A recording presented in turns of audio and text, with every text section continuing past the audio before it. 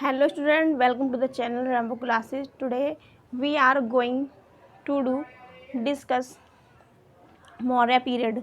Okay student, आज हम क्या डिस्कस करेंगे स्टूडेंट? मौर्य पीरियड को डिस्कस करेंगे, मौर्य काल को डिस्कस करेंगे। एजुकेशन से लेकर के उसका जो कल्चर था उस सभी को डिस्कस करते हुए साम्राज्य उसका किस तरह से विस्तार हुआ, किस तरह से पतन हुआ, गणानंद को किस तरह किसके द्वारा उसने विजित किया चंद्रगुप्त मौर्य ने। तो इस वीडियो को समझते हैं। और मैंने आपको पढ़ाया था कि चंद्रगुप्त मौर्य एक ऐसे सम्राट थे जिन्होंने संपूर्ण भारत की चारों दिशाओं को जो है एकीकृत किया था।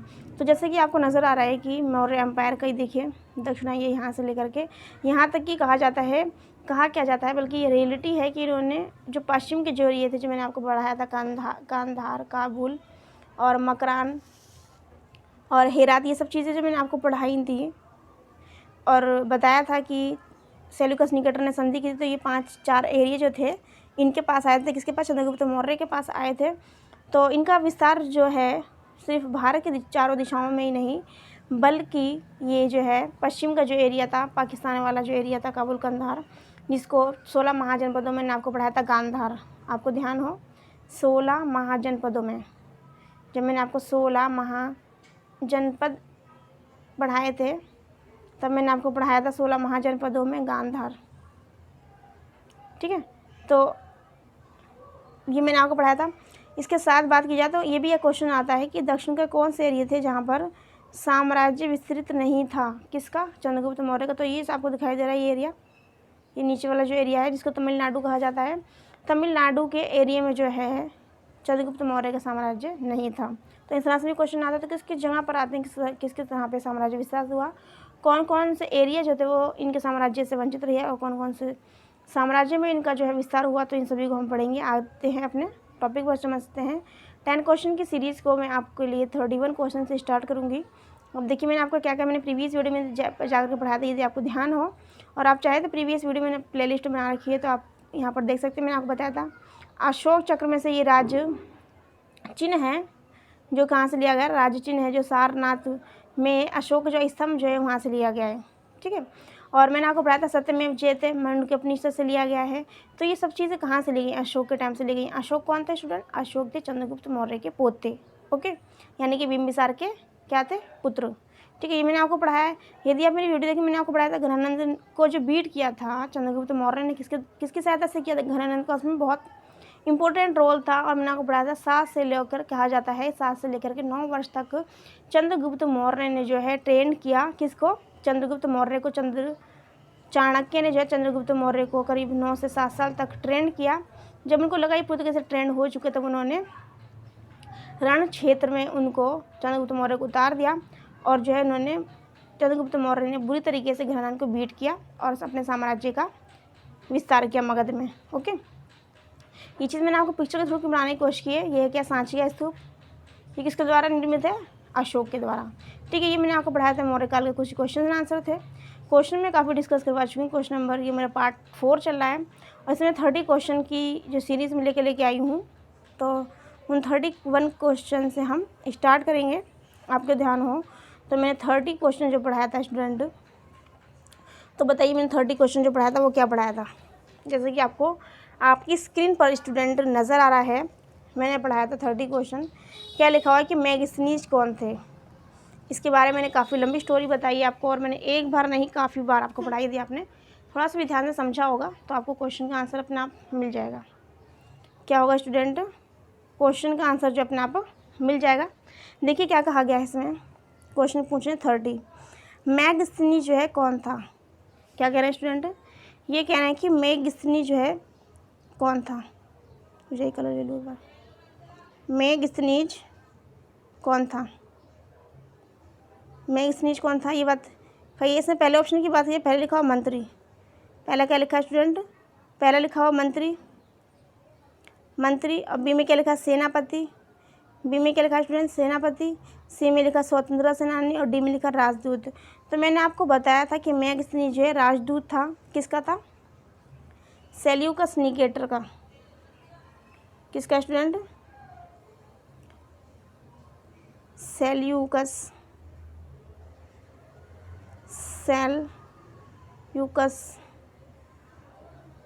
Seleucus Nicator. सेल्यूकस निकेटर का क्या था, ये राजदूत था जो चंद्रगुप्त मौर्य की संधि की थी सेल्यूकस ने। तो इस संधि में जो है मैगस्थनीज को जो है उन्होंने चंद्रगुप्त मौर्य को दे दिया था। और मैगस्थनीज द्वारा एक लिखी गई थी पुस्तक जिसका नाम क्या था स्टूडेंट बताइए? इंडिका। क्या था? इंडिका था। और उसमें इंडिका में मैगस्थनीज ने वर्तमान समय में, उस टाइम में चंद्रगुप्त मौर्य के समय में उन्होंने जो कुछ भी देखा, वहाँ का साहित्य, एजुकेशन, युद्ध, जो कुछ भी उन्होंने देखा, आसपास का माहौल, उन्होंने सब कुछ इंडिका में भारत के कल्चर को, उस समय हो रहे जितने भी मूवमेंट हैं, जितने भी, उन सभी को जो है इंडिका में वर्णित किया है। ओके, आगे चलते हैं। क्वेश्चन नंबर 30 जो था ये मैंने आपको रिकॉल करवाया। 31 क्वेश्चन पे चलते हैं जो आज का हमारा न्यू है और उसको समझेंगे। 31 में देखिए क्या कहा गया है। 31 क्वेश्चन को समझते हैं और देखते हैं। 31 क्वेश्चन में जैसा कि आपको नज़र आ रहा है 31 क्वेश्चन में, तो 31 क्वेश्चन में क्या कहा गया है कि सन 1750 क्या कहा गया है, देखिए एक बार। सन 1750 में सबसे पहले अशोक स्तंभ का पता जो है किसने लगाया? अशोक स्तंभ का पता, ना कि इसमें कहा है कि जो चंद्रगुप्त, यहाँ पर मैंने आपको एक चीज़ और पढ़ाई थी। चलिए इस क्वेश्चन को कर लो, उसके बाद हम बताएंगे इसका आंसर। देखिए एक बार, सन 1750 में सर्वप्रथम अशोक स्तंभ का पता जो है किसने लगाया था? पहला क्या लिखा है? James principle. पहला क्या लिखा है स्टूडेंट? James Prinsep. बी में क्या लिखा है? अलेक्जेंडर कंडिघम। और सी में लिखा है स्टेफन थ्रेलर। और डी में लिखा है विलियम जोन्स। ठीक है, तो मैंने प्रीवियस वीडियो में पढ़ाया, तो आपको ध्यान आ रहा होगा ये वाला answer, William Jones. William Jones ध्यान आ रहा है स्टूडेंट आपको? मैंने क्या पढ़ाया था विलियम जोन्स के बारे में? मैंने पढ़ाया था सैंड्रोकोटस। सैंड्रोकोटस मैंने पढ़ाया था। इसके अलावा क्या पढ़ाया था? एंड्रोकोटस। सैंड्रोकोटस के अलावा मैं क्या पढ़ाया था? एंड्रोकोटस, है ना। सैंड्रोकोटस प्लस मैंने आपको पढ़ाया था एंड्रोकोटस। तो ये सैंड्रोकोटस, एंड्रोकोटस जो हैं किसके नाम थे? तो ये किसके नाम थे स्टूडेंट? मैंने आपको बताया था, बताइए किसके नाम थे? ये नाम थे चंद्रगुप्त। किसके नाम थे स्टूडेंट? ये नाम किसके थे? चंद्रगुप्त मौर्य। चंद्रगुप्त मौर्य के नाम थे जो यूनानी ग्रंथों में सैंड्रोकोटस और क्या कहा था? एक्टोकोटस कहा गया था उनको। तो मैंने आपको बताया था कि ये जो नाम है विलियम जोन्स ने ही यूनानी ग्रंथों में लिखे हुए इनके नामों की पहचान चंद्रगुप्त मौर्य के रूप में की थी। सैंड्रोकोटस और एंड्रोकोटस, एक्ट्रोकोटस नहीं, एंड्रोकोटस, एंड्रोकोटस, एंड्रोकोटस। देखिए एंड्रोकोटस ऐसे लिखा जाएगा, एंड्रोकोटस, एंड्रोकोटस। ओके, ये हो गया एंड्रोकोटस।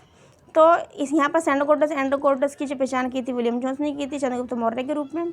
इसके साथ यहाँ पे लेकिन क्वेश्चन पूछा गया अशोक का, यानी कि चंद्रगुप्त के जो है पोते के बारे में पूछा गया है, अशोक के बारे में। तो अशोक जो है, अशोक के स्तंभ का पता किसने लगाया? तो राइट आंसर की बात की जाए तो राइट आंसर क्या होगा स्टूडेंट? सी। क्या होगा स्टूडेंट? और राइट आंसर उसका क्या है? सी है, जिसमें लिखा हुआ स्टेफन थ्रेलर। क्या लिखा है स्टूडेंट? स्टेफन थ्रेलर एक ऐसे व्यक्ति थे जिन्होंने अशोक स्तंभ का पता लगाया। किसका पता लगाया स्टूडेंट? अशोक स्तंभ का पता किसने लगाया? स्टेफन थ्रेलर। किसने? स्टेफन थ्रेलर ने इसकी जो एक्सप्लेनेशन है क्वेश्चन नंबर 31 की, उसको समझेंगे। देखिए एक बार एक्सप्लेनेशन में क्या कहा गया है। क्वेश्चन नंबर 31 की एक्सप्लेनेशन को समझते हैं। क्वेश्चन नंबर 31 की एक्सप्लेनेशन देखिए क्या कहा गया है इसमें कहा गया है कि 1750 ईस्वी में सबसे पहले अशोक स्तंभ का पता जो लगाया था वो किसने लगाया था स्टूडेंट? किसने लगाया था? लिखा हुआ है इसमें स्टेफन थ्रेलर ने लगाया था। यह अभिलेख जो है कहाँ पर स्थित है? दिल्ली और मेरठ अभिलेख। दिल्ली और मेरठ के बीच में ये अभिलेख स्थित है। इसको दिल्ली मेरठ लेक के नाम से भी जाना जाता है। सबसे पहले 1827 ईस्वी में 1837 में जेम्स प्रिंसिप नामक व्यक्ति ने अशोक के दिल्ली और टोपरा अभिलेख को पढ़ने में सफलता पाई थी। तो देखिए ये भी क्वेश्चन बड़ा ही इम्पोर्टेंट और बहुत ही पूछा था कि अशोक के स्तंभ की खोज किसने की और अशोक के स्तंभ को पढ़ने की सबसे पहले किसने पढ़ा था। तो ये दोनों ही अपने आप में अलग अलग क्वेश्चन हैं और इनके अलग अलग आंसर हैं और अपने आप में ये बहुत ज़्यादा इम्पोर्टेंट है। क्या देखिए एक बार कि 1837 में जेम्स प्रिंसिप ने अशोक के दिल्ली और टोपरा अभिलेख को पढ़ने में जो है सफलता पाई थी और अशोक के 1750 के सबसे पहले अशोक स्तंभ को जो पता लगाया था उसने लगाया था स्टेफन थ्रेलर ने। आगे लिखा प्रसिद्ध इतिहासकार D.R. भंडाकर ने केवल अभिलेखों के आधार पर अशोक का इतिहास लिखने का प्रयास किया था। अब सिर्फ साक्ष्यों के आधार पर जो या फिर अभिलेखों के आधार पर जो अशोक का इतिहास लिखा गया तो किसने प्रयास किया था, वो कौन थे, D.R. भंडाकर थे। स्ट्रैबो ने मैगस्थनीज के विवरण को पूर्णतः असत्य और अविश्वसनीय कहा है। स्ट्रैबो ने मैगस्थनीज के विवरण को, ये अपने आप में इतना इंपॉर्टेंट नहीं बल्कि जो इंपॉर्टेंट है वो मैंने आपको बता दिया। वो क्या इंपॉर्टेंट है देखिए एक बार। देखिए सबसे पहला क्या कि 1750 में सर्वप्रथम अशोक स्तंभ का पता किसने लगाया, स्टेफन थ्रेलर ने लगाया। और स्टेफन थ्रेलर ने जो पता लगाया 1750 में वो कहाँ पर स्थित है, तो दिल्ली और मेरठ के बीच स्थित है। कौन सा, अशोक का स्तंभ जिसका पता स्टेफन थ्रेलर ने लगाया। कब लगाया, 1750 में लगाया। उसके बाद में सबसे पहले 1837 ईस्वी में जेम्स प्रिंसिप ने अशोक के दिल्ली और टोपरा अभिलेख को पढ़ने में सफलता प्राप्त की। ये 2 पॉइंट बहुत ज़्यादा इम्पोर्टेंट हैं, क्वेश्चन नंबर 31 की एक्सप्लेनेशन होती है यहाँ पे कंप्लीट। आगे चलते हैं क्वेश्चन नंबर 32 को समझते हैं और देखते हैं 32 में किस तरह का क्वेश्चन पूछा गया है। क्वेश्चन नंबर 32 में देखिए क्वेश्चन नंबर रुक जाइए, मैं कुछ नंबर कर दूँ हल्का सा। क्वेश्चन नंबर 32 देखिए एक बार, क्वेश्चन नंबर 32 में क्या पूछा गया है। क्वेश्चन नंबर 32 की बात की जाए यदि, तो इसमें देखिए क्या कहा गया है कि अर्थशास्त्र में कितने अधिकरणों में व्यक्त किया गया है। अर्थशास्त्र को कितने अधिकरण यानी कि कितने भागों में विभाजित किया गया है। तो पहला ऑप्शन क्या है स्टूडेंट, 9। पहला ऑप्शन क्या है 9, दूसरा क्या है 13, दूसरा क्या है स्टूडेंट 13, और तीसरा यानी कि सी में जो है वो क्या है 15 और डी में जो है 17 है। तो अर्थशास्त्र के जो भाग हैं वो कितने भागों में हैं, तो राइट आंसर पे चलते हैं। तो राइट आंसर की यदि बात की जाए तो राइट आंसर इसका है स्टूडेंट सी। क्या स्टूडेंट, सी है। अर्थशास्त्र को जो है स्टूडेंट 15 भागों में बांटा गया है। अर्थशास्त्र को क्या स्टूडेंट, अर्थशास्त्र को 15 भागों में बांटा गया है।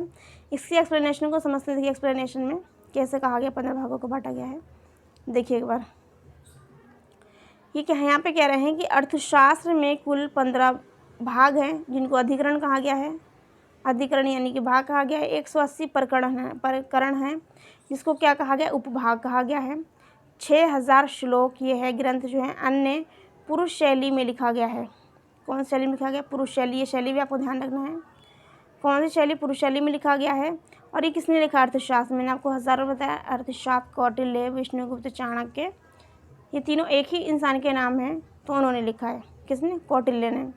यहाँ पे विष्णुगुप्त आएगा तभी इसका राइट आंसर क्या होगा, ये भी ये होगा।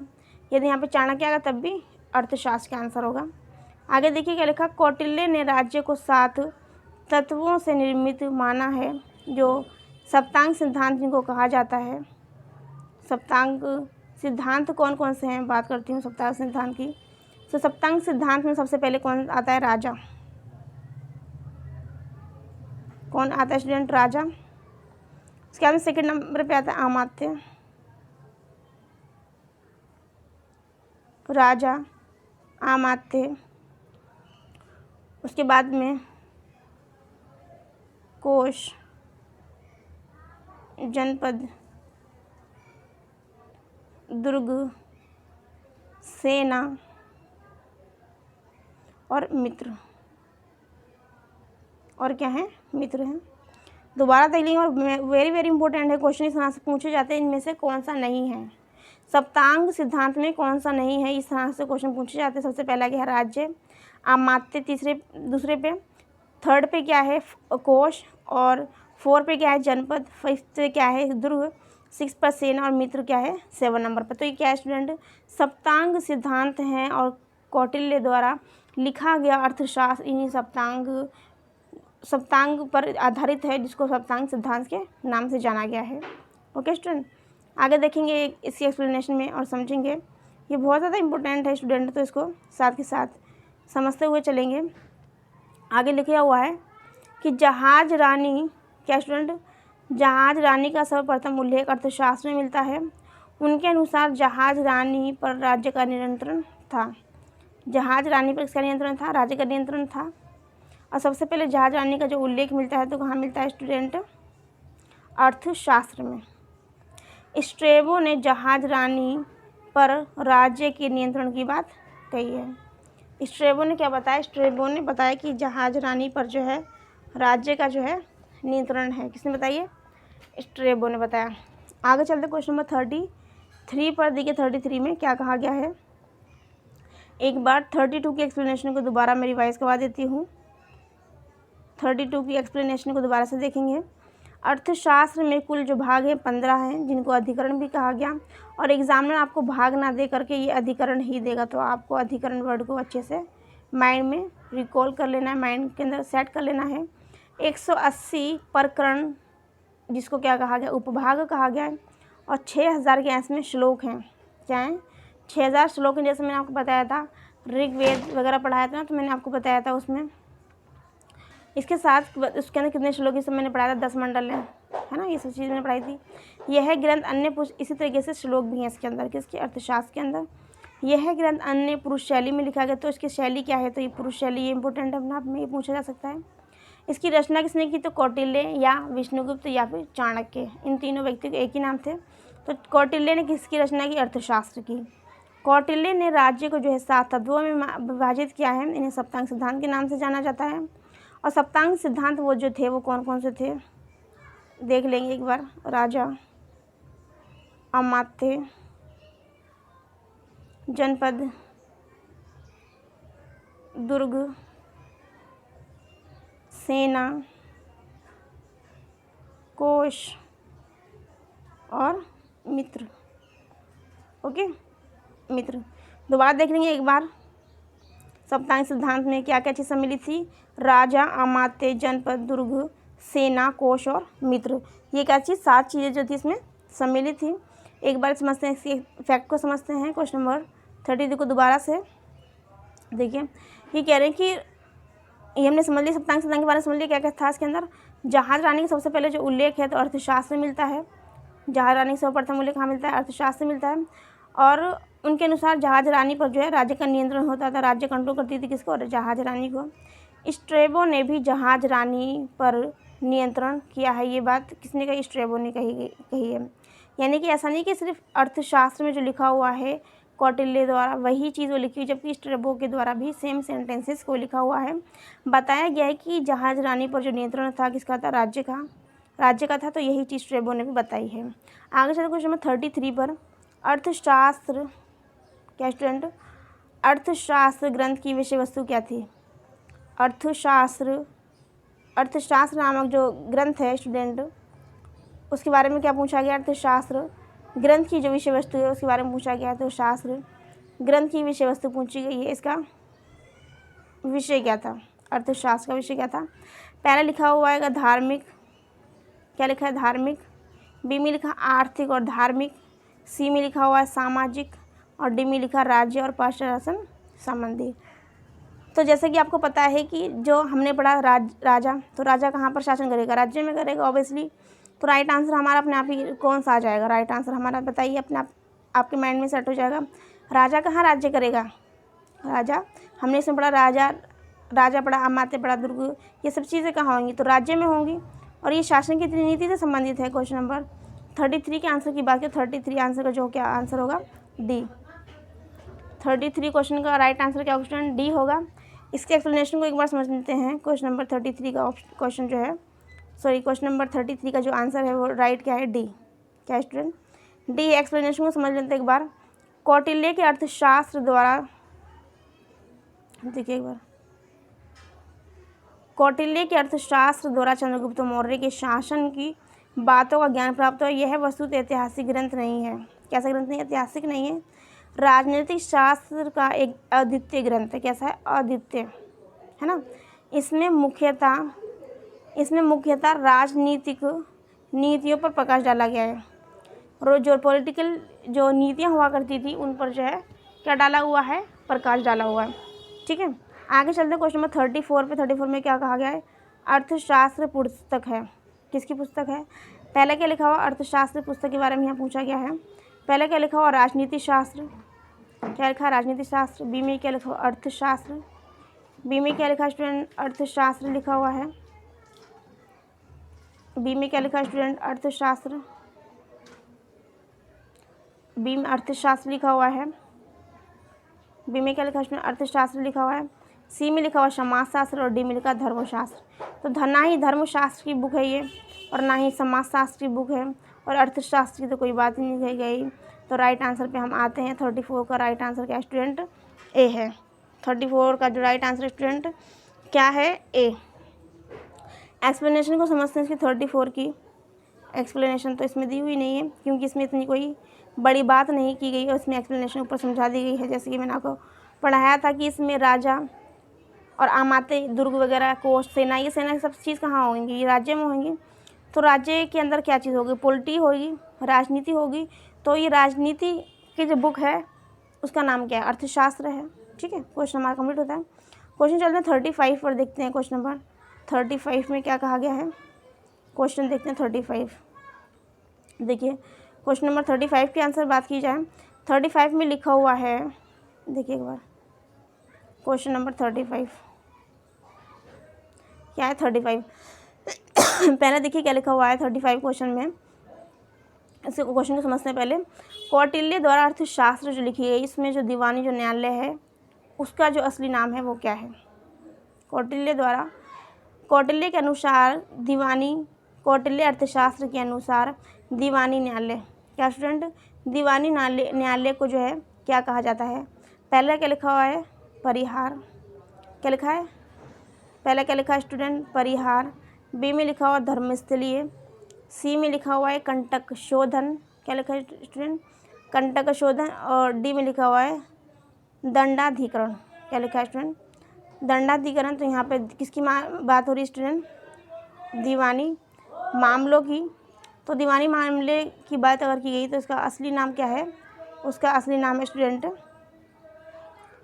धर्मस्थलीय। क्या है स्टूडेंट? धर्मस्थलीय। दीवानी न्यायालय को क्या कहा गया है स्टूडेंट? कौटिल्य अर्थशास्त्र में धर्मस्थलीय कहा गया है। कैसे कहा? इसके फैक्ट को समझते हैं। देखिए एक बार अर्थशास्त्र के जो तीसरे अधिकरण, अभी हमने पढ़ाया था अर्थशास्त्र कितने भाग है स्टूडेंट? 15। कितने बताए थे मैंने भी आपको? अर्थशास्त्र के मैंने भी आपको पढ़ाए थे भाग, जिसको मैंने आपको बताया था अधिकरण कहा गया है। अधिकरण मैंने आपको बताया था भाग कितने हैं स्टूडेंट? जिनको भाग कहा गया था 15 हैं। मैं यहाँ पे अधिकरण क्यों यूज़ कर रही हूँ? क्योंकि आपको मैंने भाग तो पता है आपको, लेकिन अधिकरण नहीं पता होगा, तो इसलिए मैं इसको ना यूज़ कर रही हूँ। और एग्जाम में जो आपको अधिकरण ही नाम देगा, ये श्योर है। ठीक है, उसके बाद में क्या है? प्रकरण को क्या गया है स्टूडेंट? उपभाग कहा गया है। वो कितने हैं? 180। कितने स्टूडेंट? 180 हैं। और फिर उसके अंदर हैं श्लोक। क्या है स्टूडेंट? श्लोक हैं। तो मैंने आपको पढ़ाया था श्लोक कितने स्टूडेंट? 6000। मैंने आपको क्या पढ़ाया स्टूडेंट? श्लोक कितने हैं? 6000 है। दोबारा से एक बार और देख लेंगे, वेरी वेरी इंपॉर्टेंट है। अर्थशास्त्र नामक जो बुक कौटिल्य ने लिखी है, अर्थशास्त्र के अंदर जो भाग हैं, यानी जिसको कहा गया है अधिकरण, वो कितने हैं? तो अर्थशास्त्र के अंदर 15 अधिकरण हैं, यानी कि भाग हैं। उसके बाद में क्या है? प्रकरण, जिसको कहा गया है उपभाग, वो कितने हैं? 180। और श्लोक की यदि बात की जाए अर्थशास्त्र के अंतर्गत श्लोक तो कितने हैं? 6000 श्लोक हैं। इसके अंतर्गत जो चंद्रगुप्त मौर्य के लिए जो सहायक बुक थी, जिसका नाम था अर्थशास्त्र, जो चाणक्य यानी कि कौटिल्य द्वारा रचित थी, उसके अंदर सप्तांग सिद्धांत भी दिया गया। ये चीज़ हमने पढ़ाई थी। सप्तांग सिद्धांत के अंदर कौन कौन सी चीज़ सम्मिलित थी, एक बार मैं और डिस्कस करवा देती हूँ। मैंने आपको पढ़ाया था राजा। क्या पढ़ाया था आपको? राजा। उसके बाद में आमत्य, राजा, आमत्य, दुर्ग, उसके बाद में क्या था, जनपद, दुर्ग जनपद। उसके बाद में क्या था, कोश, क्या था, कोश। उसके बाद में क्या था, सेना, कोश, सेना। उसके बाद में क्या था, मित्र, क्या था, मित्र। 1 2 3 4 5 6 7, ठीक है, 7 हो गया हमारे। ठीक है, पहले पे क्या स्टूडेंट, दोबारा देख लीजिए, राजा। दूसरे पे क्या है स्टूडेंट, अमात्य। दूसरे पे क्या है, अमात्य। तीसरे पे क्या है, दुर्ग। चौथे पे जनपद। पाँचवें कोश। और छठे पे क्या, सेना। और मित्र सबसे लास्ट में। तो आपको सीक्वेंस आपकी याद ना रहे, लेकिन आपको 7 जो है ना, ये याद रखना चाहिए, याद होना चाहिए, क्योंकि इसमें से क्वेश्चन मोस्टली पूछा जाता है। ये वेरी वेरी इंपॉर्टेंट है। चाहे तो आप इसका स्क्रीनशॉट ले लीजिए, वेरी वेरी लिख लीजिए यहाँ पे। तो ये क्या स्टूडेंट, आप इसको क्या कर सकते हैं, स्क्रीनशॉट ले सकते हैं। ओके, आगे चलते इसकी एक्सप्लेनेशन को समझते हैं। स्क्रीनशॉट ले लीजिए, समझ के एक्सप्लेनेशन को एक बार। क्वेश्चन नंबर 35 की एक्सप्लेनेशन को देखेंगे। क्वेश्चन नंबर 35 की एक्सप्लेनेशन में देखिए क्या कहा गया है। कह रहे हैं कि अर्थशास्त्र के तीसरे अधिकरण में दीवानी न्यायालय तथा उसके संगठन और कार्यों का विवेचन है। दीवानी न्यायालयों को जो है धर्मस्थलीय न्यायालय कहा जाता है। इसके अधीन न्यायाधीश को धर्मस्थ या फिर व्यवहारिक कहा जाता है, जिसको हम वर्तमान समय में क्या बोलते हैं, मजिस्ट्रेट।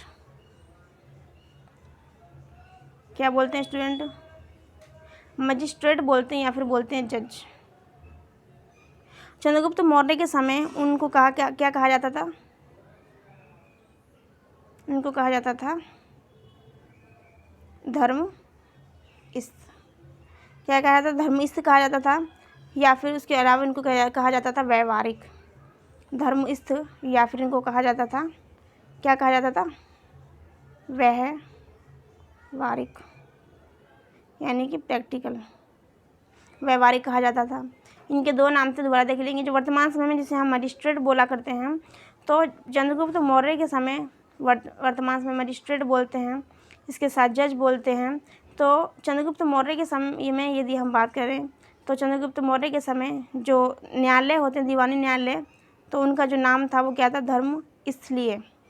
क्या था, धर्मस्थलीय। देखिए मैं एक बार लिख के बता देती हूँ, धर्मस्थलीय। क्या था स्टूडेंट, धर्मस्थलीय था। तो जो धर्मस्थलीय यानी कि जो क्या होगा, दीवानी न्यायालय होगा, दीवानी जो कोर्ट होगा जिसे कहा जाता है, तो उसका जो अध्यक्ष होता है, तो उसे क्या कहा गया, उसको कहा गया धर्मस्थ। क्या कहा गया, धर्मस्थ कहा गया। इसके साथ साथ का दूसरा नाम भी क्या है, व्यवहारिक। क्या नाम है स्टूडेंट, व्यवहारिक है। जैसे कि हमने पढ़ा था रज्जुक, पढ़ा था। तो जो ग्रामीण अधिकारी हुआ करता था अशोक के टाइम को, उसको क्या कहा गया था स्टूडेंट, रज्जुक कहा गया था। इसके अलावा बात की जाए बौद्ध धर्म की, तो उसको क्या कहा गया था, जो ग्रामीण अधिकारी था उसको अध्यक्ष भी कहा जाता था। ठीक है, अध्यक्ष के साथ साथ उसको आग्रोनोमोई भी कहा जाता था, आग्रोनोमोई भी कहा जाता है। यदि आपको ध्यान हो ये वर्ड, मैंने आपको पढ़ाया था ये वर्ड, ध्यान हो आपको तो दोबारा देख लीजिए एक बार।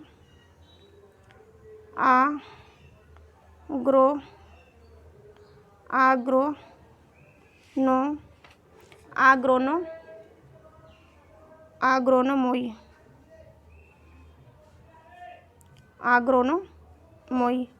तो मैगस्नीज ने अपनी जो बुक लिखी थी उस इंडिका, उसके अंदर जो ग्रामीण जो अधिकारी हुआ करता था, जो गांव के रखरखाव के, पानी व्यवस्था से लेकर के, कृषि से लेकर के, ज़मीन के नाप नपाव से लेकर के, जितने भी हर तरह के टैक्स वगैरह वसूला करता था, वो कौन था, अधिकारी था, ग्रामीण अधिकारी।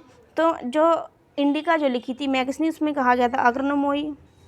जबकि इसके अलावा मैंने आपको बताया था कि रज्जुक भी कहा गया था, अशोक के शिलालेख में रज्जुक कहा गया था। और कौटिल्य के अर्थशास्त्र में क्या कहा गया था, उसको अध्यक्ष कहा गया था।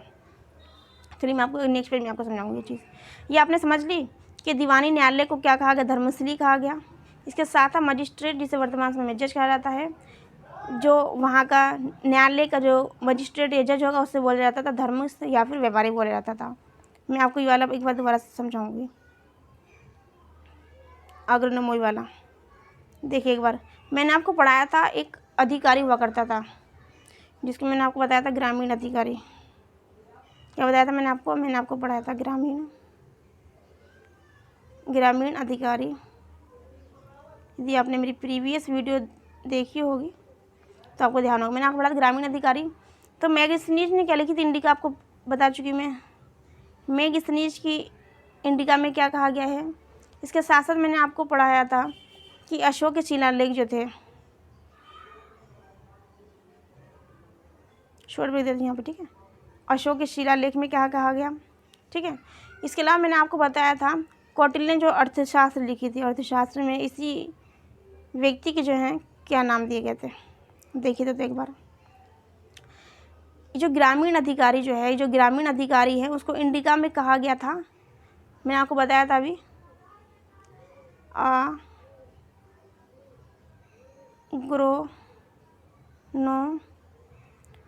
आग्रोनो, देखिए मात्रा यहाँ पे लग नहीं पा रही, फ़ोन छोटा पड़ रहा है, ठीक है।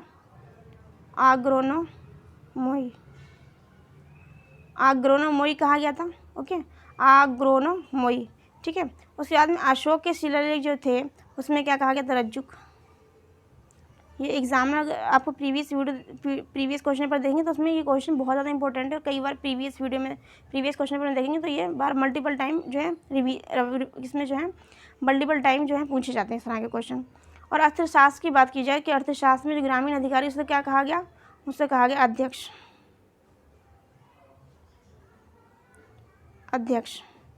क्या कहा गया स्टूडेंट, अध्यक्ष। दोबारा देख लेंगे, एक बार दोबारा देख लेंगे।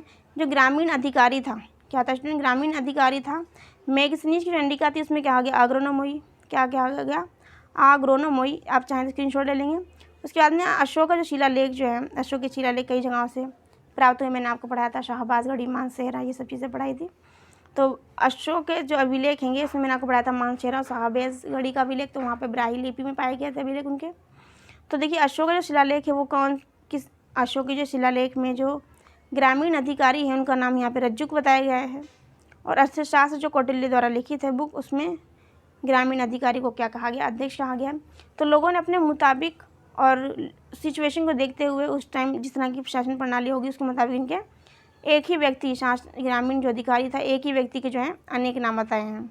इंडिका में अलग है तो अशोक शिलालेख में अलग है, इसके साथ साथ अर्थशास्त्र में भी अलग है। क्वेश्चन नंबर 35 के एक्सप्लेनेशन पे आते हैं। देखिए 35 के एक्सप्लेनेशन में क्या कहा गया है, आप चाहें तो स्क्रीनशॉट ले सकते हैं, वेरी वेरी इंपॉर्टेंट है। देखिए 35 की एक्सप्लेनेशन, 35 की एक्सप्लेनेशन को देखेंगे।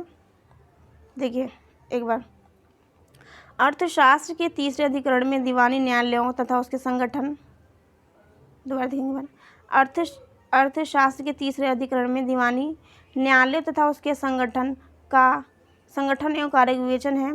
दीवानी न्यायालय को धर्मस्थलीय न्यायालय कहा जाता है। इसके न्यायाधीश को क्या है, धर्मस्थ या फिर व्यवहारिक कहा जाता है। ये मैंने अभी आपको एक्सप्लेन में बता दिया है, ओके। लेकिन आपको बहुत अच्छे से ध्यान रखना है इसको। आगे चलते क्वेश्चन नंबर 36 पे, और 36 पे देखते हैं। इस 36 के आंसर की बात करते हैं। क्वेश्चन नंबर देखते हैं 36 में क्या कहा गया, क्या पूछा गया है। जैसे आपको स्क्रीन में नज़र आ रहा है, क्वेश्चन ये पूछ रहे हैं, कौटिल्य के अनुसार कंटक शोधक थी। कौटिल्य के अनुसार कंटक शोधक किसे कहा गया। पहले लिखा हुआ क्या, दीवानी मामले, बी में लिखा फौजदारी मामले। उसके बाद में बात की जाए सी की, तो सी में लिखा हुआ स्टूडेंट राजस्व। क्या लिखा है,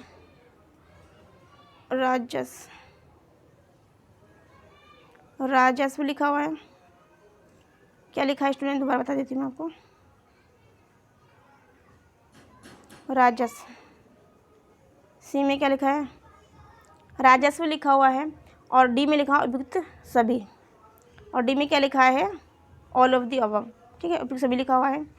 कौटिल्य के अनुसार कंटक शोधन क्या थी।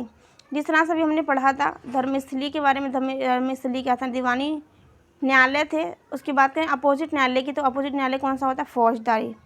तो राइट आंसर की बात करें 36 का राइट आंसर जो है स्टूडेंट क्या है, बी। कंटक शोधन को जो है फौजदारी मामले कहा जाता है। जैसे ही आपको पढ़ा है कंठ मिस, जैसे बोलते हैं ना, कंठ लग गया, कंठ मिस जैसे कांटा लग गया। शोधन मतलब क्या, तकलीफ देना जैसे कि, है ना। तो जिस तरह से मर्डर वगैरह के जो केसेस वगैरह जो होते हैं वो फौजदारी मामलों के अंतर्गत आते हैं, जबकि दीवानी मामले जो होते हैं जैसे किसी के अधिकारों का हनन हो गया, जैसे फैमिली कोड वगैरह के जिस तरह से हम कह सकते हैं, उस तरह के मामले जिसके अंदर मर्डर वगैरह सम्मिलित नहीं है, उस तरह के केसेस दीवानी मामले में आते हैं। ज़मीन जायदाद के मामले दीवानी मामले में आते हैं जैसे कि, और फौजदारी में जो है मर्डर वगैरह के केसेस वगैरह आते हैं। तो उस टाइम पर जो कौटिल्य की जो अर्थशास्त्र लिखी थी, उसमें जो फौजदारी न्यायालय थे उनका जो नाम था वो क्या था, कंटक शोधन। ये वेरी वेरी इंपॉर्टेंट है, आपको बहुत अच्छे से लर्न करना है, वेरी वेरी इंपॉर्टेंट। ठीक है, 36 का जो आंसर स्टूडेंट क्या है, बी है। आगे चलते हैं, समझते हैं 37 को, समझते हैं 37 में क्या पूछा गया है। देखिए 36 की यहाँ पे एक्सप्लेनेशन भी दी है, तो इसकी एक्सप्लेनेशन को जाएंगे, एक्सप्लेनेशन पे समझते हैं। 37 की 36 की एक्सप्लेनेशन को देखिए एक बार, देखिए एक बार, देखिए कौटिल्य के अनुसार तो मौर्यकालीन न्यायालय व्यवस्था में न्यायालय जो है मुख्यतः 2 प्रकार के थे। कैसे, तो उन्होंने 2 टाइप होता है, 2 टाइप बताया। पहले क्या होता है, पहला जो है वो क्या है, धर्मस्थलीय। क्या है पहला, धर्मस्थलीय। दूसरा क्या है, कंटक शोधन। जैसे कि अभी हमने पढ़ा था, धर्मस्थलीय को क्या कहा जाता था, धर्मस्थलीय को मैंने आपको बताया था, इसको धर्मस्थलीय जो है दीवानी न्यायालय को कहा जाता था, मैंने अभी आपको पढ़ाया था। और कंटक शोधन जो स्टूडेंट, इसको फौजदारी न्यायालय कहा जाता था। और धर्मस्थलीय का जो जज हुआ करता था, यानी कि दीवानी न्यायालय का जो जज हुआ करता था, उसको क्या कहा जाता था, व्यवहारिक और या फिर धर्मस्थ, मैंने अभी आपको पढ़ाया था। तो देखिए यहाँ पे वही एक्सप्लेनेशन दी हुई है, धर्मस्थलीय दीवानी तथा कंटक शोधक को फौजदारी न्यायालय कहा जाता था। परदेष्टा जो था फौजदारी न्यायालय के न्यायाधीश तथा व्यवहारिक दीवानी न्यायालय का न्यायाधीश कहलाता था। यहाँ पर हमने पढ़ लिया था कि जो धर्मस्थलीय है, जिसे हमने कहा कि दीवानी न्यायालय, दीवानी न्यायालय, दीवानी न्यायालय, तो हमने क्या पढ़ा, दीवानी जो न्यायालय जो था उसको क्या कहा गया था, न्यायालय को धर्मस्थलीय,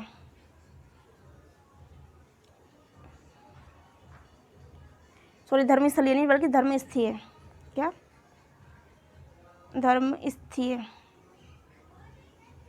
धर्मस्थीय का बताया हमने। और जो दीवानी जो न्यायालय है, जो इसको कहा धर्मस्थीय कहा गया है, दीवानी जो न्यायालय है उसका जो जज है, दीवानी न्यायालय, दीवानी न्यायालय, दीवानी न्यायालय का जो जज है, दीवानी न्यायालय का जज है, उसका नाम बताइए, क्या बताया था मैंने आपको, बहुत इजी नाम है, मैंने आपको क्या बताया था, दीवानी न्यायालय के जो जज है उनका नाम तो बताया था मैंने।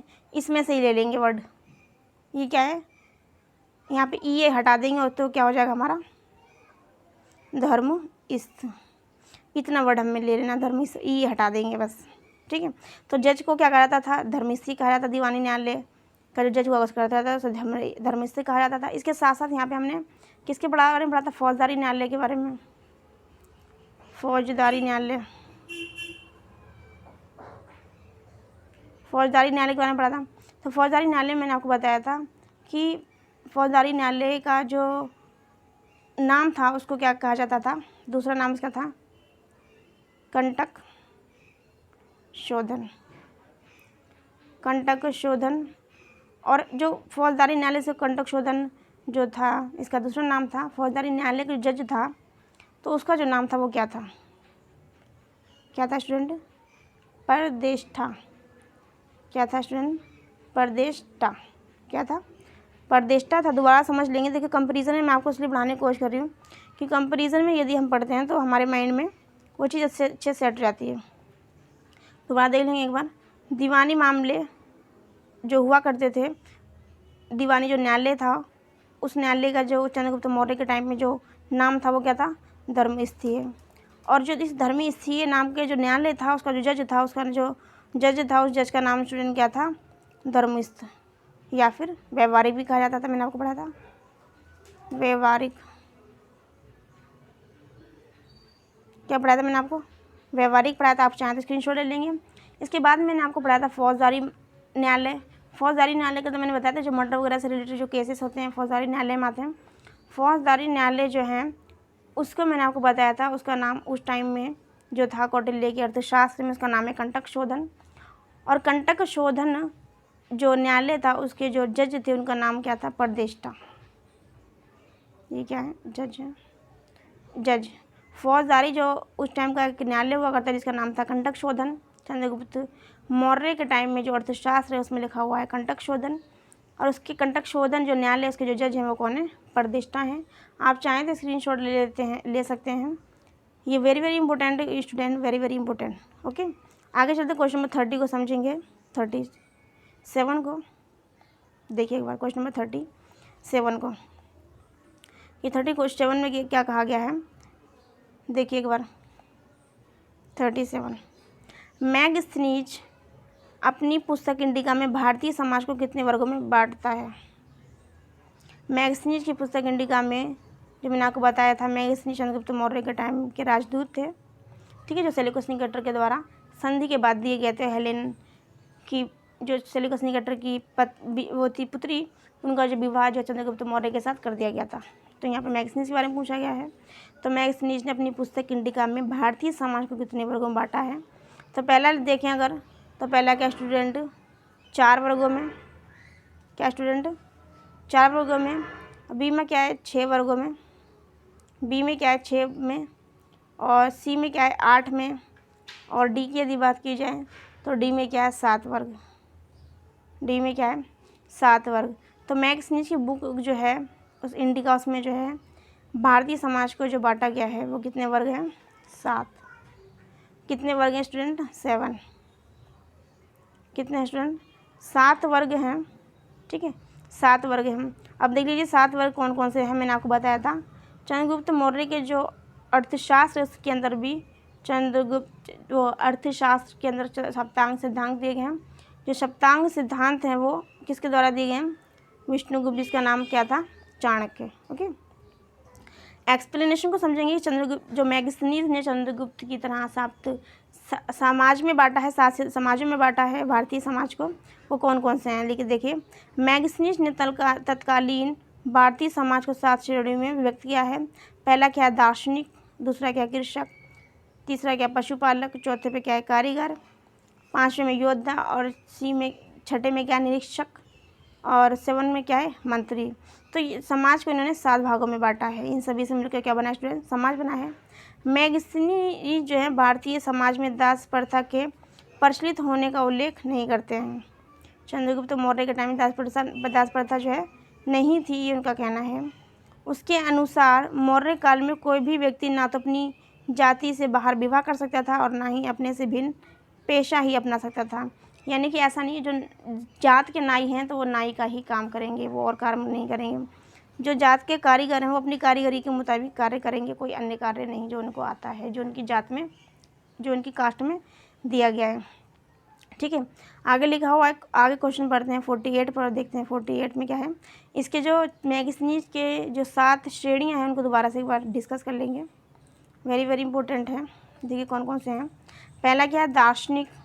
दूसरे में क्या है? कृषक। तीसरे में क्या है? पशुपालक। चौथे में क्या है? कारीगर। 5वें में योद्धा। छठे में निरीक्षक। और 7वें में क्या है? मंत्री। और हमने सप्तांग सिद्धांत में लास्ट में क्या पढ़ा था? मित्र। स्टार्टिंग में क्या पढ़ा था? राजा। दूसरे में क्या पढ़ा था? अमात्य। तीसरे में क्या पढ़ा था हमने? जनपद। चौथे में क्या पढ़ा था? दुर्ग। 5वें में हमने क्या पढ़ा था? दुर्ग। उसके बाद में क्या पढ़ा था? कोश। कोश के बाद में क्या पढ़ा था? सेना। छठे पे 7वें नंबर क्या पढ़ा था? मित्र। ओके, आते हैं क्वेश्चन नंबर 48 पे, समझते हैं 48 में क्या पूछा गया। इसका राइट आंसर क्या है 48 का? लिखा हुआ है कि निम्नलिखित में से किसने अशोक को बौद्ध धर्म में दीक्षित किया। तो आपको ध्यान है, मैंने आपको पहली जो वीडियो बनाई थी तो मैंने आपको बताया था कि उपगुप्त कौन थे और भद्रबाहु कौन थे और ये किस धर्म से रिलेटेड थे, उन्होंने किस किस को कौन कौन से एजुकेशन दी थी, जैन धर्म या बौद्ध धर्म की किसको एजुकेशन दी थी, मैंने आपको पढ़ाया था, ठीक है। 48 क्वेश्चन की यदि बात की जाए, किसकी स्टूडेंट, सॉरी 38 की बात की जाए तो 38 की बात की जाए, क्वेश्चन देखिए 38 में क्या लिखा है। निम्नलिखित में से किसने अशोक को बौद्ध धर्म में दीक्षित किया था या फिर दीक्षा दी थी, एजुकेटेड किया था बौद्ध धर्म में। तो पहला क्या लिखा है? नी ग्रोथ। बी में क्या लिखा है? मोगली पुत्तिस। क्या लिखा है? मोगली पुत्तिस। और उपगुप्त और वसुमित्र। देखिए अगर आपको ध्यान हो तो मैंने आपको पढ़ाया था उपगुप्त। उपगुप्त क्या थे, एक बौद्धिज्म थे। इन्होंने बौद्ध धर्म की जो एजुकेशन दी थी वो किसको दी थी, अशोक को दी थी। किसको दी थी स्टूडेंट, अशोक को दी थी। राइट आंसर की बात करें 38 का आंसर क्या है, उपगुप्त। और मोगली सूत्र कौन थे, तो आपको ध्यान हो तृतीय बौद्ध संगीति जो हुई थी गौतम बुद्ध को मैंने आपको पढ़ाया था। गौतम बुद्ध के टाइम में जो तृतीय बौद्ध संगीति जो हुई थी पाटलिपुत्र में, क्या पढ़ाया था मैंने आपको, पाटलिपुत्र में तृतीय बौद्ध संगीति हुई थी। तो वहाँ के जो शासक थे वो कौन थे उस टाइम पर, अशोक थे।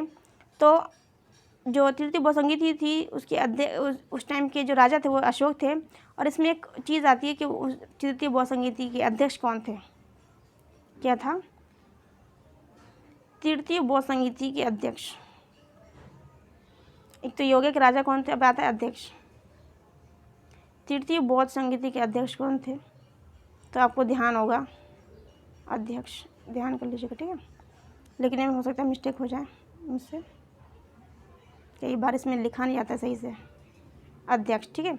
तो अध्यक्ष में मैंने क्या बताया था आपको, मैंने अध्यक्ष में बताया था, ध्यान हो आपको तो,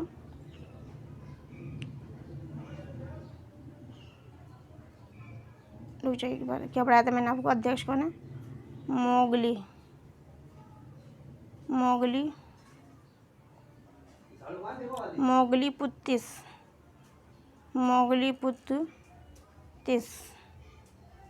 मोगलीपुत्तिस जो था तृतीय बौद्ध संगीति का क्या था, अध्यक्ष था।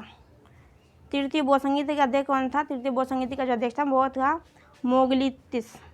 और तृतीय बौद्ध संगीति किसके टाइम में हुई थी, अशोक के टाइम में, राजा अशोक के टाइम में हुई थी। और कहाँ हुई थी, तो पाटलिपुत्र में हुई थी तृतीय बौद्ध संगीति। तो ये वाला हमारे 2 ऑप्शन हो गए कंप्लीट। उसके बाद में क्या है, वसुमित्र, क्या है, वसुमित्र है। तो मैंने आपको पढ़ाया था चतुर्थ बौद्ध संगीति।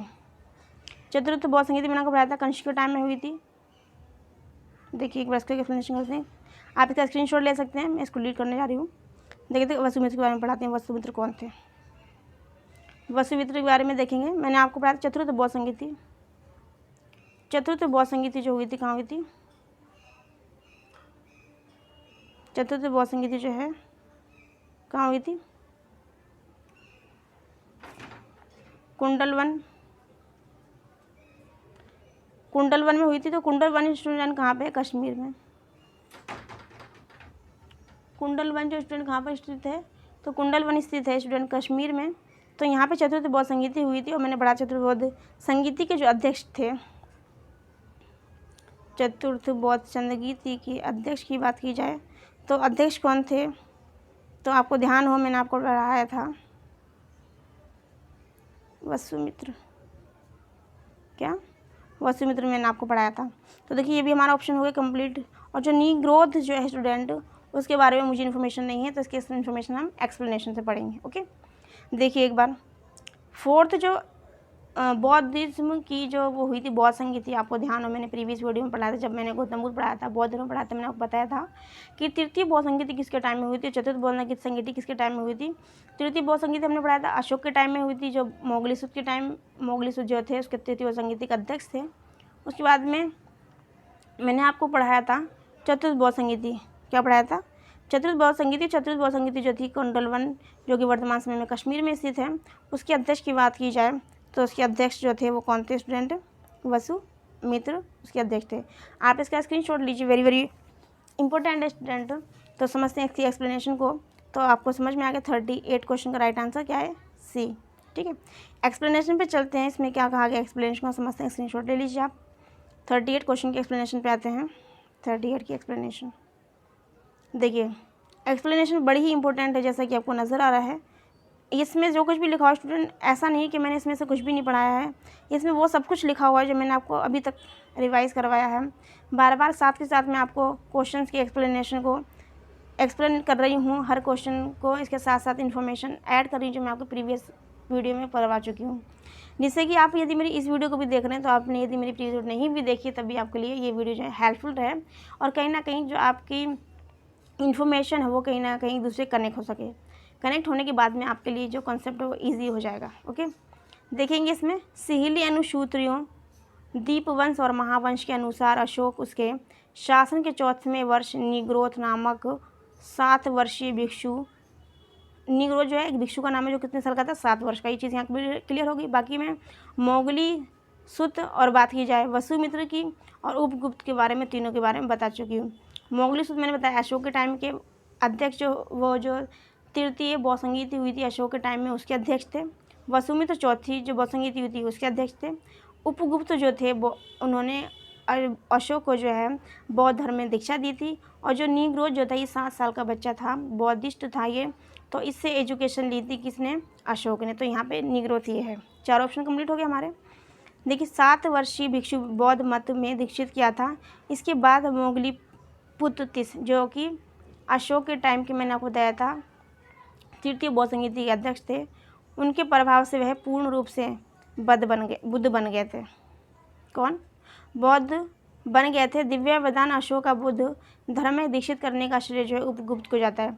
लेकिन दिव्यावधान में जो है अशोक को बौद्ध धर्म में दीक्षित करने का जो श्रेय है वो उपगुप्त से जाता है। वो बौद्ध किसके श्रेय से बन गए? तो मोगली पुत्तिस के प्रभाव से वो बौद्ध बन गए और दीक्षित करने का श्रेय उपगुप्त को जाता है। अशोक के अभिलेख बौद्ध धर्म परंपराओं के विपरीत उसके बौद्ध होने का संबंध में कलिंग युद्ध से जोड़ते हैं। यानी कि अशोक के अभिलेख जो हैं बौद्ध परंपराओं के विपरीत उसके जो अशोक के बौद्ध होने का जो संबंध है वो किस से जोड़ते हैं कुछ लोग?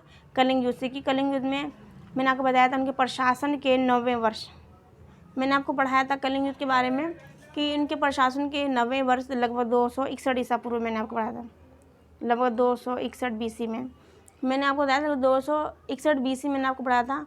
उनके शासन के कभी 9वें 8वें वर्ष कहा जाता है कि जो कलिंग यानी जिसे कहा जाता है वर्तमान समय में उड़ीसा, जब कलिंग युद्ध हुआ था, उड़ीसा में जो युद्ध हुआ था उस टाइम लाखों लोग जो है मृत्यु को प्राप्त हो गए और हज़ारों लोग बेघर हो गए। हज़ारों लोगों को खून खराबा देख करके जो मैंने आपको बताया था अशोक का हृदय जो है पिघल गया था, जिसके बाद से ही उन्होंने भविष्य में कभी भी युद्ध ना करने का उस वक्त संकल्प लिया और बौद्ध धर्म को जो है एक्सेप्ट किया था। तो मोगली पुत्तिस के प्रभाव से वो बौद्ध बन गए। हाईलाइट कर दूसरे कलर से चाहिए। देखिए एक बार, देखिए लिखा हुआ मोगली पुत्तिस के प्रभाव से जो है पूर्ण रूप से बुद्ध बन गए और दीक्षित उनको अशोक को किसने किया था? तो वो किया था उपगुप्त ने। ठीक है, दोनों चीज़ें डिफरेंट है, दोनों चीज़ को समझते चलेंगे। उसके बाद उसके बुद्ध होने का जो संबंध है वो कलिंग युद्ध से लगभग जोड़ते हैं। अशोक ने 13वें शिलालेख में कलिंग युद्ध के बारे में, उसकी घटनाओं के बारे में वर्णन किया है। 13वें शिलालेख में ये पूछा था, वेरी वेरी इंपॉर्टेंट है, इसको देख लेंगे कई बार। इसमें घोषणा करता है कि इसके बाद देवताओं के प्रिय धम की सोत्साह परीक्षा सोत्साह अभिलाषा सोता परिरक्षा सोत्साह अभिलाषा सो उत्साह शिक्षा करता है। कलिंग युद्ध उसके अभिषेक के 8वें वर्ष की घटना है। कहीं पर 8वें वर्ष कहा जाता है तो कहीं पर कहा जाता है कि कलिंग युद्ध जो उनके 8वें या फिर 9वें वर्ष की घटना है, बल्कि इतना इंपॉर्टेंट नहीं ना, ये आपसे पूछा जाएगा। अंत कहा जा सकता है इसी वर्ष अशोक ने बौद्ध धर्म ग्रहण कर लिया था। अशोक के अभिलेख के आधार पर इसे बौद्ध धर्म में दीक्षित करने का जो श्रेय है वो उपगुप्त को जाता है। देखिए बार बार यहाँ पे उपगुप्त को आ रही है बात कि जो वो उनको दीक्षित किया था, उनको शिक्षित किया था बौद्ध धर्म में, तो किसने किया था? वो किया था उपगुप्त ने। और किसके प्रभाव से वो बने थे बौद्ध? तो बने थे स्टूडेंट मोगली पुत्तिस के से। अशोक को बौद्ध धर्म में दीक्षित करने का श्रेय विभिन्न स्रोतों में अलग अलग व्यक्ति को माना गया है। ओके, आगे चलते हैं क्वेश्चन नंबर 39 पर। 39 क्वेश्चन नंबर 39। अब ये सीरीज़ हमारी कंप्लीट हो जाएगी एक 40 क्वेश्चन के बाद में। ठीक है, जूम और कर लेती मैं थोड़ा सा। क्वेश्चन नंबर 39 के बाद में 40 हमारा लास्ट क्वेश्चन बचेगा। क्वेश्चन नंबर देखेंगे 39। अशोक के धम्म का सार किन अभिलेखों में मिलता है? अशोक के धम्म का जो सार है वो किस अभिलेखों में मिलता है? पहले ऑप्शन देखेंगे, पहले में क्या लिखा हुआ है? पहले में लिखा हुआ है द्वितीय अभिलेख। क्या लिखा है? द्वितीय अभिलेख।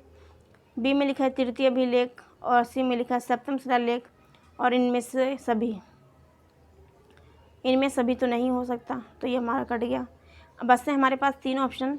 तो इसके राइट ऑप्शन की बात की जाए तो यहाँ पे पूछा हुआ है अशोक के धम्म, यानी कि अशोक ने जो धर्म अपनाया था उसका जो सार है, उसका जो निचोड़ है, ठीक है, उनका जो कंक्लूज़न है वो किस में लिखा हुआ है। तो इसके राइट आंसर की बात करें तो राइट आंसर इसका क्या है, बताइए आप। इसका राइट आंसर क्या है स्टूडेंट, ए। द्वितीय जो स्तंभ लेख था उसमें अशोक के जो धम्म हैं उसका जो है कंक्लूजन, उसका जो सार जो है लिखा हुआ है द्वितीय अभिलेख में। एक्सप्लेनेशन को समझते हैं और भी अधिक और समझते हैं क्या लिखा हुआ है। अशोक के धम्म का सार द्वितीय स्तंभ लेख में लिखा हुआ है। देखिए द्वितीय स्तंभ लेख में लिखा हुआ है, दिखा मिलता है। अपने दूसरे स्तंभ लेख में अशोक स्वयं ही प्रश्न करते हैं कि चू धम्मे यानी कि धम्म क्या है। इसका उत्तर वह जो है स्वयं देते हैं और कहते हैं अपासिन बेबहू क्या ने दया दाने, सच्चे सोच में माधवे साधवे चे, यानी कि अर्थात पाप से दूर रहना अत्यधिक कल्याण करना, जिसमें दया, दान, सत्यता, पवित्रता, मृदुता और साधुता सम्मिलित है। ये किसने बात कही, अशोक ने। और अशोक का दूसरा नाम क्या था, देवप्रिय था। अशोक एक ऐसे शासक थे जो बहुत ही ज़्यादा मधुर व्यवहार के थे, ये आपको मैंने पढ़ाई भी था। और इनके अंदर जो है शासन चलाने की जो एबिलिटी थी, जो योग्यता, जो प्रतिभा थी, ये बिंदुसार ने जो गांधार में पश्चिमी एरिया में जो विद्रोह होता था उनके समाप्त करने के लिए अशोक को भेजा था। तो अशोक ने बड़ी अच्छी तरीके से डील किया था, जिससे इनकी प्रतिभा के बारे में पता चला कि साम्राज्य को चलाने के लिए योग्य हैं। ओके, आते हैं इस पर, देखते हैं आगे फैक्ट में क्या कहा गया है। पाप क्या है के बारे में अशोक ने अपने तृतीय अभिलेख में लिखा है। तृतीय अभिलेख में क्या लिखा है, ये इंपॉर्टेंट है। तृतीय अभिलेख में क्या है, द्वितीय में क्या है, ये वेरी वेरी इंपॉर्टेंट है, देखेंगे इसको। पाप क्या है। पाँचवें में क्या है कि मैंने अपने राज्याभिषेक के 26वें वर्ष बाद भी विभिन्न प्रकार के प्राणियों का वध करना वर्जित कर दिया था। यानी कि राज्याभिषेक के 26वें वर्ष बाद इन्होंने किसी भी प्राणी का वध नहीं किया जाएगा, उस पर क्या कर दिया था, उसका बायकाट किया था इन्होंने, उस पर बैन लगा दिया था। ओके, ये किसमें, 5वें स्तंभ लेख में। और तृतीय अभिलेख में क्या है, तृतीय अभिलेख में बताया पाप क्या है। द्वितीय में क्या बताया था, द्वितीय में इन्होंने अपने जो धर्म अपनाया था उसका सार बताया था। स्तंभ लेख में मुख्यतः धर्म और प्रशासनिक बातों का उल्लेख है। स्तंभ लेख जो बनवाए थे, जो खंबे टाइप के जो हुआ करते थे, पाषाण जो क्या बोलते हैं स्टोन के बने हुआ करते थे, जो पिलर हुआ करते थे, स्टोन पिलर इन्हें कहा जाता है। उन पे क्या होता था, प्रशासनिक और जो धर्म जो है उस रिलेटेड बात लिखी हुआ करती थी। 7वां स्तंभ लेख जो है दिल्ली टोपरा का भी लेख है। इसमें अशोक के लोक कल्याणकारी कार्यों का वर्णन है। लोक कल्याणकारी कार्यों का वर्णन है। दोबारा से देख लेंगे एक बार। 7वां अभिलेख लोक कल्याणकारी कार्य कहाँ पर स्थित है, दिल्ली टोपरा अभिलेख। उसके बाद में 5वां स्तंभ लेख, उसमें क्या लिखा हुआ है, उसमें प्राणियों का वध करना क्या बताया था, बैन किया था प्राणियों के वध पर, ठीक है, 5वें अभिलेख में। और तृतीय अभिलेख में क्या बताया था, तृतीय अभिलेख में बताया है पाप क्या है।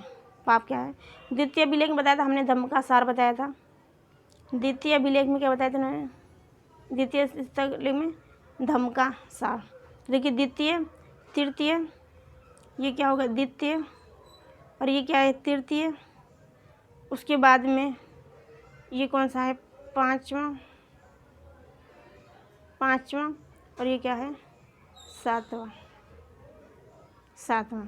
दूसरा, तीसरा, 5वां और 7वां, ये वेरी वेरी इंपॉर्टेंट है। इसको एक बार और देख लेंगे, चलिए बताती हूँ मैं आपको। द्वितीय स्तंभ लेख में क्या है, धम्म का सार, ठीक है। और उसके बाद में तृतीय अभिलेख में क्या है स्टूडेंट, तृतीय अभिलेख में है पाप क्या है। 5वें अभिलेख में इन्होंने प्राणियों का वध करने का बायकाट किया, उसको बैन किया। 7वें अभिलेख में लोक कल्याणकारी राज्यों के बारे में, लोक कल्याणकारी कार्यों के बारे में बात की गई है। 7वां अभिलेख जो है दिल्ली और मेरठ के बीच में स्थित है, जिसको टोपरा अभिलेख कहा जाता है। क्वेश्चन नंबर आज से आते हैं क्वेश्चन नंबर लास्ट पर 40 क्वेश्चन पे देखते हैं। निम्नलिखित में से कौन सा पक्ष अशोक के धम्म का एक सैद्धांतिक पक्ष नहीं है। अशोक के धम्म का सैद्धांतिक पक्ष नहीं है तो वो कौन सा नहीं है। पहले लिखा हुआ अहिंसा, बी में लिखा व्यवहार में संयम, सी में लिखा सभी के साथ समान व्यवहार, और डी में लिखा है पापों से भय। तो बात की जाए क्वेश्चन नंबर 40 की, तो 40 के राइट आंसर पे आते हैं। और देखते हैं इसका राइट आंसर क्या है। दोबारा समझेंगे क्वेश्चन को। क्वेश्चन में कहा गया है कि अशोक के धम्म का सैद्धांतिक पक्ष नहीं है, नहीं पूछा गया है। तो सबसे पहले हमें हो गया होना चाहिए कि सैद्धांतिक पक्ष क्या है। पहला है अहिंसा, बी में क्या है व्यवहार में संयम, तीसरा क्या है पापों से वह, और जो नहीं है वो क्या है सी यानी कि सभी के साथ समान व्यवहार। सभी के साथ समान व्यवहार ये धम्म के सिद्धांत में नहीं है। ठीक है, एक बार इसके एक्सप्लेनेशन को समझ लेते हैं। ये एक्सप्लेनेशन सब संस्कृत में दी हुई है, तो थोड़ा सा टॉपिक पॉइंट होंगे वो इम्पोर्टेंट है, उसको समझते हैं एक बार। देखिए 40 की एक्सप्लेनेशन को। अशोक ने शांतिवादी, यहाँ से देखिए अशोक ने, देखिए एक बार, अशोक ने शांतिवादी नीति इसलिए अनुसरण किया था कि उनके साम्राज्य में पूर्ण रूपेण शांति और समरसता का वातावरण घुल सके और उनकी जो बाह्य सीमाएं जो है पूर्ण रूप से सुरक्षित हो सकें। सीमांत और जंगली जातियों का वह जिन सब कड़े शब्दों में जो है कड़े शब्दों में अपनी शक्ति का स्मरण दिलाते हुए चेतावनी देती हैं, उनके उससे ये स्पष्ट हो जाता है कि साधारण जनता और जंगली और सीमांत आक्रमणकारियों के प्रति उनका व्यवहार जो है समान नहीं था। देखिए चीज़ यहाँ पर आ गई, समान व्यवहार नहीं था। ये जो हमारा क्वेश्चन आज हमारा 40 क्वेश्चन स्टूडेंट हमारा होता है कंप्लीट। 10 क्वेश्चन की सीरीज़ ये जो है हमारी कंप्लीट होती है। एक बार दोबारा से इसको रिकॉल कर लेंगे इस क्वेश्चन को। सॉरी, देखिए मैंने आपको बताया था कि अशोक के धम्म में क्या क्या चीज़ सम्मिलित है। मैंने आपको पढ़ाया था अशोक के धम्म में क्या चीज़ सम्मिलित है। पहला मैंने बताया था अहिंसा, जिसमें मनसा वाचा कर्मणा बताया था मैंने। बी में बताया था व्यवहार में संयम और पापों से भय। ये आपको अशोक के धम्म में तीनों चीज़ सम्मिलित हैं, बल्कि सम्मिलित नहीं है क्या, तो क्या नहीं है, सभी के साथ समान व्यवहार। तो यहाँ देखेंगे अशोक ने शांतिवादी नीति इसलिए अपनाई थी जिससे उनके साम्राज्य का पूर्ण रूप से उनके शांति बनी रहे, समरसता रहे और जो है वो पूरी तरीके से वातावरण में व्याप्त हो सके। उसकी बाह्य सीमाएं पूर्ण रूप से सुरक्षित थी। सीमांत और जंगली जातियों को वह जिन कड़े शब्दों में अपनी शक्ति वे स्मरण दिलाते हुए चेतावनी देता है, इससे स्पष्ट हो जाता है कि साधारण जनता, जंगली और सीमांत आक्रमणकारियों के प्रति उनका जो व्यवहार था वो समान नहीं था। क्वेश्चन नंबर 40 का ये जो हमारा एक्सप्लेनेशन और ऑप्शन को जो है ये सभी डिस्कस हो चुके हैं। तो आज के लिए ही इतना ही। कल मिलते हैं नेक्स्ट वीडियो में न्यू इन्फॉर्मेशन के साथ, न्यू एनर्जी के साथ। तब तक के लिए so that's it for today's video. I hope you guys doing well till then. Bye bye and take care and feedback me and support me and feedback me. Thank you for watching. Take care and bye bye.